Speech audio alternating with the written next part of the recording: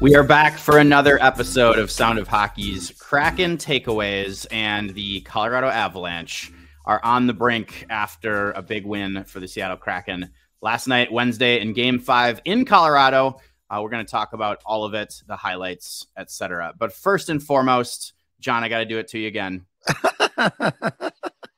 I again did not warn you, but what is this? What's this pose now? Last time you were face down in agony. That's victory pose. That's victory pose. Yeah. Okay. There were some pretty funny comments on Twitter. Like, yeah, good. Somebody turned him over. Yeah.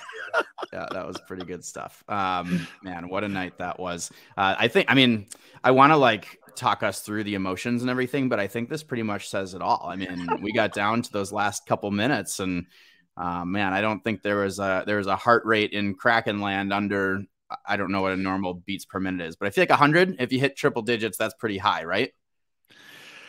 I think so. Okay. Yeah. So probably all hearts across Kraken land were very much above that. So anyway, good luck there. Well done. I'm glad that we made it through that.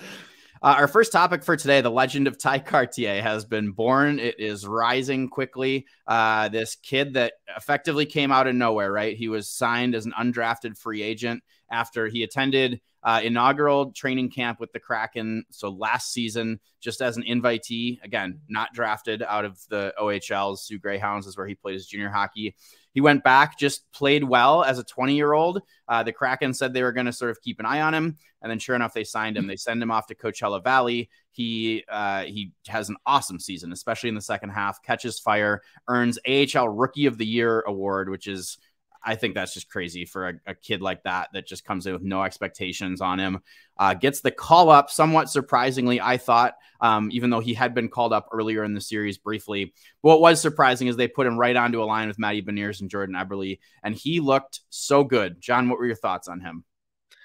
Man, he looked amazing. Like, he slotted right in there. He can shoot, and he did what he was supposed to do, and he looked comfortable even away from the puck, I should say. So, we've been kind of hyping him a little bit because he just stood out at the training camp or the prospect camp over the summer. And we're like, oh, that guy can shoot. And so it's been nice that we've been kind of keeping an eye on him. But I don't think any of us predicted this kind of success this quickly. So amazing story, just adds to the lore of the Seattle Kraken playoff run here. It really does. He scored to make it 2-1, and it was a huge goal. His parents were in attendance. The story he told media after the game was that they had, as soon as they found out that he was playing, they drove 2.5 hours from Kingston to Toronto, jumped on the first plane, and they walked in like 2 minutes late for the game. But they got there in time to see him score his first NHL goal in his first game on his first NHL shot. But it wasn't just that, away from the puck, like you just said, he was using his body. He was physical. He also, remember that play, I think it was in the third period, where they sounded the horn to take a look at it, where it looked like Georgiev might have gone over the line with the puck. Matty Beniers shot that. Kartye set that up with a fantastic pass through a defender's legs. I went back and looked at it. I didn't realize that he was the one that had set that up. Yeah. So it wasn't just the goal. He had a really, really good game. Pretty impressive stuff from a kid that's playing his first NHL game in a huge moment, in a huge situation. And he's filling in for 40-goal scorer Jared McCann. So really impressive stuff. It was a 3-2 win, and now the series is 3-2. So I know we talk a lot about we don't talk about it, but the Kraken talk a lot about being the 32nd franchise. So how do you like that? They win 3-2 go up 3-2 in the series. It really was a good game, though. I thought they played very well in that first period. There were no goals, but they had posts from Morgan Geekie and Ellie Tolvanen. And they were the better team. They really controlled the play, I thought. And then in the second period, they scored pretty early on. Geekie did get his goal that I thought he deserved earlier in the game off of a fantastic play from Alex Wenberg. And I'm going to talk more about him in a little bit.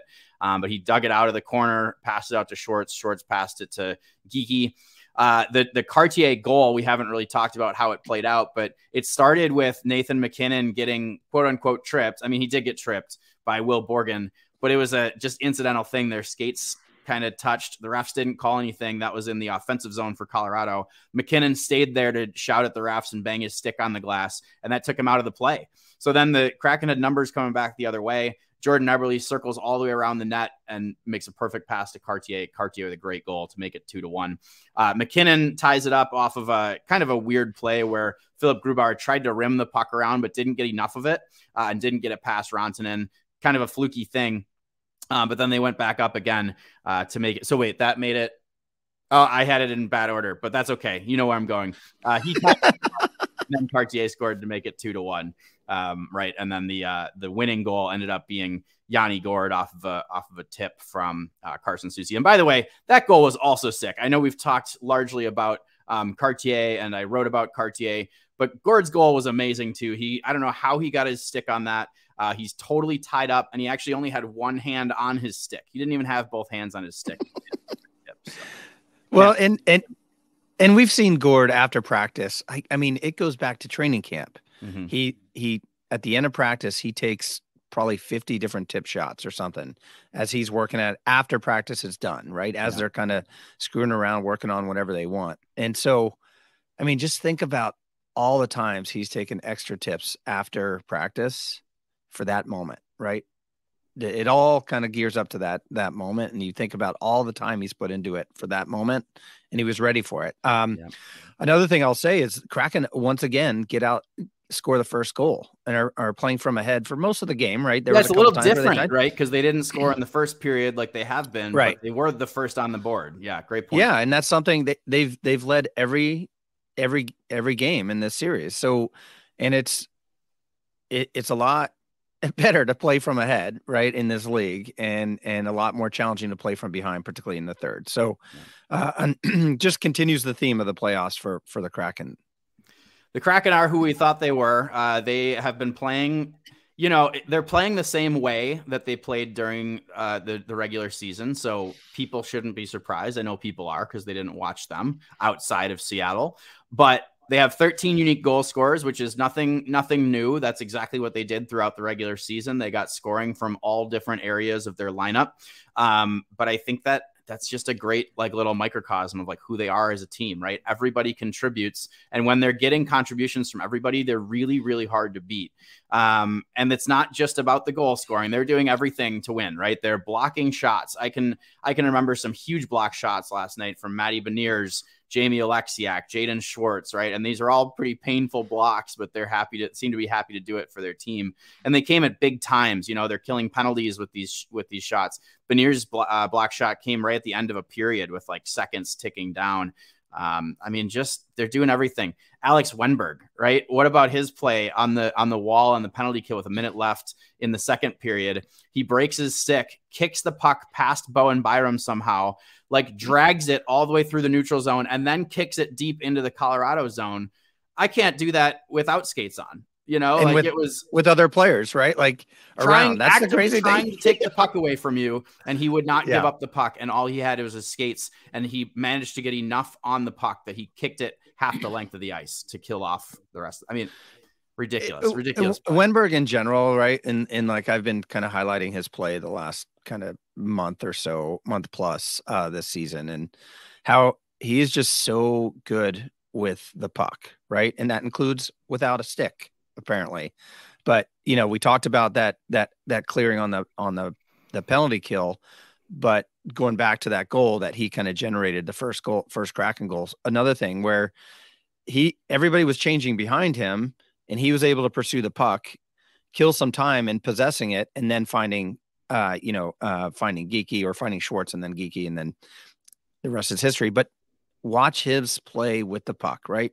I know he gets a bad rap for not shooting, but don't worry. He does a lot without shooting, and he scored a goal in game one. So let's not forget that. So in those final 3 minutes, John, that led you to lying on the ground, we'll just remind folks how that led to this. So obviously it got pretty hairy, I would say. The Avalanche did score a goal, and interestingly, the two goals they scored in this, there was the one where, like we said earlier, Philip Grubauer tried to rim it around, didn't get enough of the puck. It's kind of a fluky goal. The other goal comes with the net empty. Wenberg blocks the shot and deflects it way off net, and it somehow hits Alexiak and goes in. So it caroms in off of two different Kraken players. Those are the 2 goals that they scored. But that second goal brought it back to a 1-goal game, and the Avalanche had their goalie out for 3 minutes, 3+ minutes actually. So it was a really intense, finish to the game there. I think, like I said, a lot of heart rates were very much elevated here in that moment. 6-on-5 is scary, right? It's when Colorado's scary. 6-on-5 and McKinnon was on there for pretty much the whole time. Yeah. And I think that's something that the Kraken are taking advantage of. They have to really feed McKinnon. McKinnon's on the ice a lot. And I'm not saying he looked tired by any means, but he probably was. He played, I think, 27 minutes last night. Yeah. So, and Bednar said after the game, we may come to a point where he runs out of gas, but now we're facing elimination. So if we have to play him 30 minutes, we will. So I thought that was a pretty interesting quote, which brings us to our next game, which is Game 6 at home. Yeah. I mean, that's with, I can't believe we're in this spot, right? Like I kind of can, because this is exactly what I predicted. And I think I was one of few people out there that predicted Kraken in 6, but how much do you really believe your own prediction in this? You know what I mean? It's yeah, totally. Is that your bias or what is going on? Of course it was slightly biased, but I genuinely believed that Seattle had a good chance against this team in this series if they played their game. A lot of things have gone their way. Some things haven't gone their way. They lost their top goal scorer from the regular season.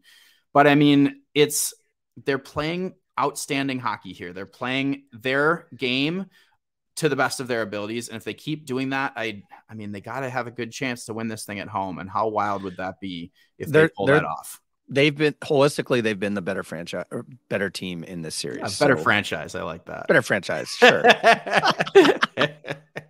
Oh man. What are your thoughts though, or expectations for how that building is going to be tomorrow night, John? It is going to be rowdy. A Friday night. You couldn't have scripted it better. Oh my God. I'm almost like scared to think about it, but also really, really excited to think about it. So good stuff. That's it, folks. The Kraken are up 3-2, coming home with a chance to close out the Stanley Cup champions in Game 6. For Sound of Hockey, Darren Brown and John Barr, thanks everybody for watching. Cheers.